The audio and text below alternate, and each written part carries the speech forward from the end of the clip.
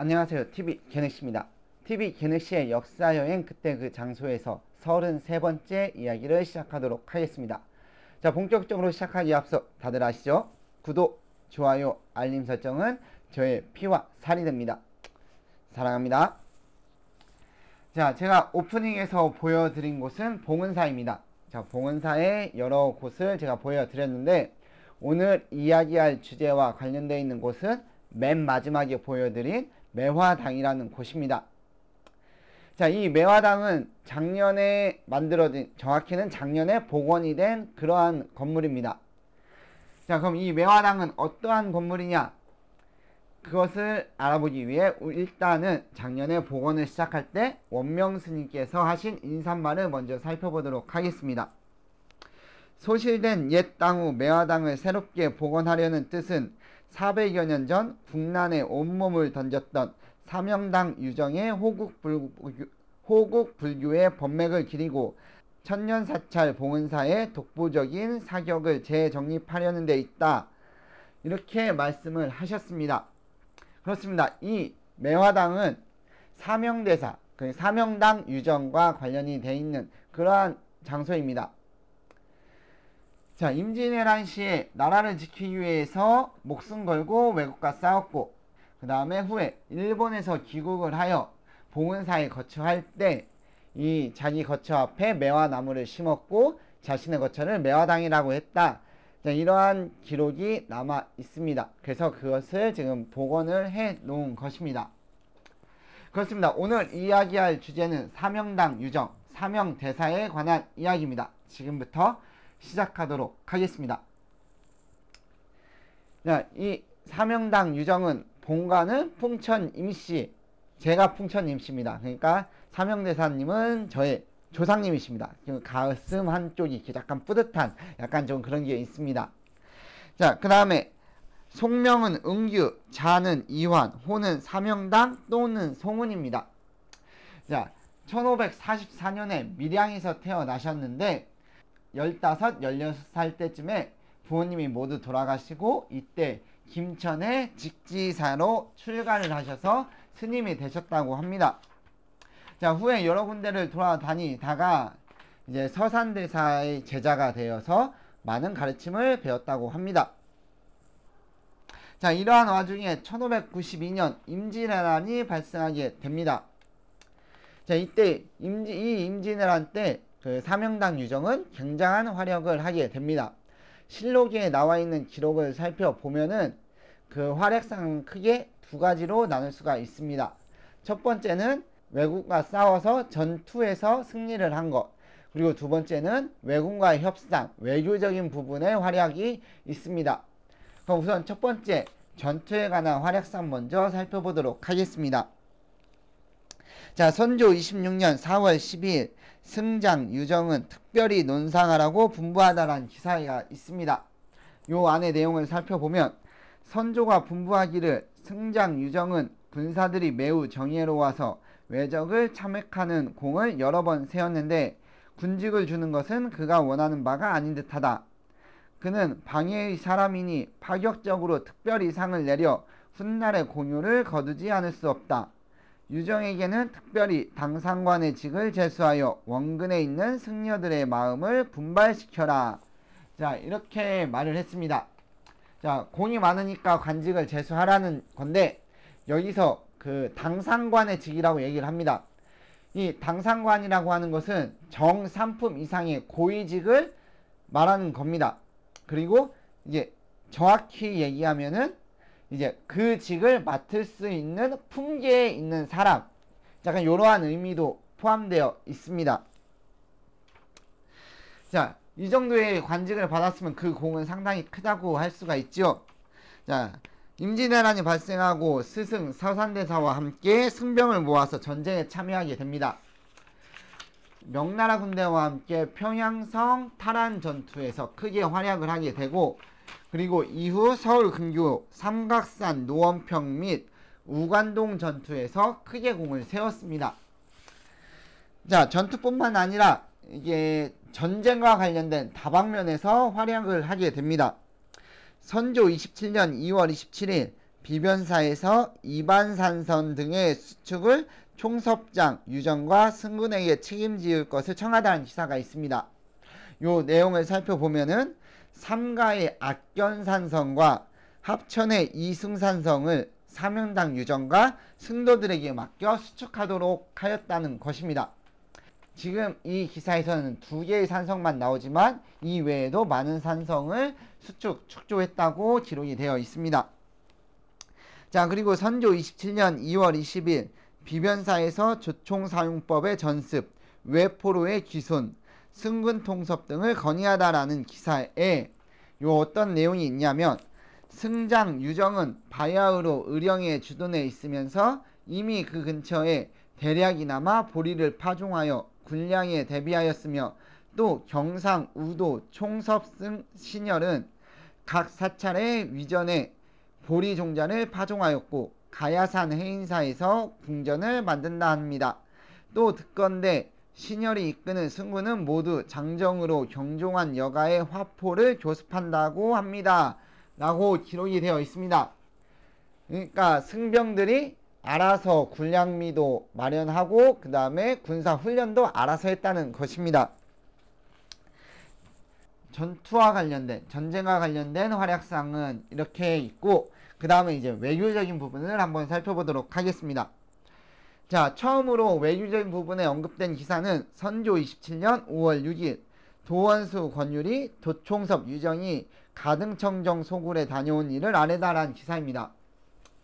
자, 이 똑같은 날에 뭐 다른 기사도 있는데, 유정이 외적의 군영에 들어가 있었던 일이란 기사도 있습니다. 그러니까 권율이 보냈다가 되돌아왔는데 거기 안에서 있었던 일을 기록하고 있는 것입니다.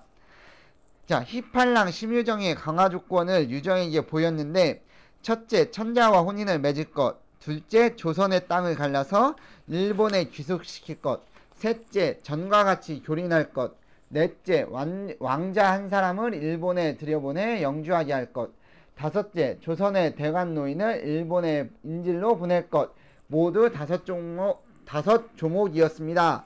이렇게 기록이 되어 있습니다.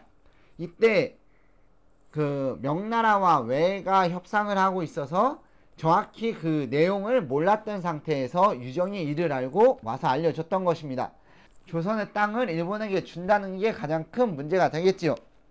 자, 아무튼 이후에도 선조 27년 11월 1일 비변사가 유정에게 첨지의 실직을 제수할 것을 청하다는 기사가 있습니다. 자, 내용은 비변사가 아뢰기를 유정이 승군을 거느리고 오랫동안 군열에 있었고 지금 적진을 2번씩이나 드나들었습니다. 그가 나라를 위하여 몸을 돌보지 않고 범굴에 들어간 공로를 갚지 않을 수 없으니 첨지의 실직을 제수하여 후인들의 권장하소서라고 언급을 합니다. 여기서 첨지는 정삼품의 관직을 말합니다. 그리고 실직이라고 하는 것은 실질적인 권한이 있는 자리를 말하는 것입니다. 그러니까 권한, 자리와 권한까지를 모두 주겠다. 공로를 인정해서 그러한 의미입니다. 자, 아무튼 이렇게 외교하는 과정에서 이렇게 외교적인 활동을 하는 과정에서 유명한 일화가 탄생하게 됩니다. 자, 가등청정, 갓도 기요마사, 가등청정, 갓도 기요마사와 협상을 하던 중에 갓도 기요마사가 이런 얘기를 했다고 합니다. 나는 조선의 보물들을 이만큼 모았다 라고 하면서 보여줬다고 합니다. 그러니까 사명당 유정이 하는 말이 지금 조선의 보물은 당신의 머리이다.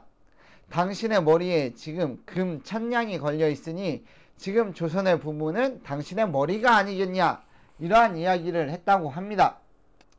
자, 이러한 당당한 모습에 당시 외인들은 굉장히 강렬한 인상을 받았다고 합니다. 선조 30년 4월 2일 이원익이 적진영에서 나온 유정을 올려보낸다는 서장을 올리다 라는 기사가 있습니다. 그 후에도 계속 외교적인 측면을 했다는 것입니다. 그리고 이러한 외교적인 활동은 전쟁이 끝난 후에도 계속됩니다. 선조 37년 6월 22일 승인 유정이 화친의 일로 대마도로 가게 되어 와서 배사하다라는 기사가 있습니다. 자, 외와 외교적인 부분이 있으면 다 사명당 유정이 담당을 하였는데 그것도 굉장히 중요하게 쓰였습니다. 그와 같은 내용을 나타낸 기사가 자, 선조 35년 10월 5일 비변사에서 일본 사신을 접대한 일에 대해서 상의하여 아래다. 이 기사의 내용을 살펴보면 이러한 그 내용이 있습니다. 다시 헤아려 보니 유정은 기뉴하고 중대한 경우에 써야지 외사를 경솔히 가서 보기에서는 안 됩니다. 라는 기사가 있습니다. 그만큼 외와의 관계에서 이 사명당 유정이 어떠한 위치를 차지하는지 알려주는 대목이라고 생각합니다. 자, 이렇게 대마도로 들어간 사명당 유정은 연락이 끊기게 됩니다. 그래서 실록에 보면은 이후 선조 37년 12월 13일 대마도로 간 승려 유정의 안부와 변방의 강화를 명한 비만기 이 기사를 시작으로 몇 차례고 유정이 왜 연락이 없냐 뭐 이러는 그 다음에 어떻게 대책을 강구해야 되지 않냐 이러한 기사 내용들이 쭉쭉 나오게 됩니다. 자, 이 시기에 사명당 유정은 대마도에 들렸다가 독구가와 이에야스를 만나기 위해서 에도로 넘어갔습니다. 자, 이때 에도에 도착하고 난 후에 많은 외인들은 이 사명당 유정을 시험하기 위해서 많은 질문을 했다고 합니다. 근데 그 많은 질문에 사명당 유정은 모두 막힘없이 대답을 하였고 이때 외인들은 모두 감탄을 하였고 이때부터 예를 갖추어 대하였다고 합니다. 그리고 독구가와 이에야스와의 일화도 전해지고 있습니다. 독구가와 이에야스가 돌 위에서 풀이 나기 어렵고 방에는 구름이 일어나기 어려운데 그대는 어느 산에 이름 없는 새이기에 봉황이 노는 무리 속에 찾아왔느냐 이렇게 시를 짓자 사명당 유정은 나는 본래 청산의 학으로서 항상 오색 구름 위에 놀았는데 하루아침에 구름과 이슬이 사라져서 들새 무리 속에 잘못 떨어지고 말았구나 라고 응수를 하였다고 합니다. 자, 이후 사명당 유정은 그대들이 일으킨 전쟁으로 무수히 많은 사람들이 죄 없이 죽고 다쳤다. 게다가 조선 사람을 이곳 일본으로 끌고 온 것은 납득할 수 없고 용서할 수 없는 일이다. 당장 이들을 고향으로 돌려보내야 한다 라고 이야기를 했습니다. 자, 독구가와 이에야스는 이때 그 전쟁을 일으킨 거는 도요토미 히데요시가 한 일이지 자기와는 전혀 상관이 없고 나는 그 전쟁에 참여하지도 않았다라고 이야기를 했다고 합니다. 자, 아무튼 이렇게 외교 협상의 성공으로 사명당 유정은 선조 수정실록 선조 38년 4월 1일 유정이 일본에서 돌아오면서 우리 남녀 3천여 명을 세안하다라는 기사가 나타내듯이 포로 3,000명과 함께 다시 귀국을 하게 됩니다. 자, 이때 일본에서 매화나무를 보며 외로움을 달랬다고 하고 이때 귀국을 하고 나서 본인의 거처 봉온사 안에 본인의 거처에 매화나무를 심은 이유라고 합니다. 이것이 봉은사 매화당과 사명당 유정과의 일화입니다. 자, 마무리하도록 하겠습니다. 달리 표현할 말이 없습니다. 정말 나라가 어려울 때 전투면 전투, 외유적인 외교적, 무를 모두 겸비해서 나라를 구한 정말 구국의 영웅이라고 얘기할 수가 있습니다. 자, 이상입니다. TV 개늑시의 역사여행 그때 그 장소에서 33번째 이야기를 마치도록 하겠습니다. 시청해주신 여러분 감사합니다.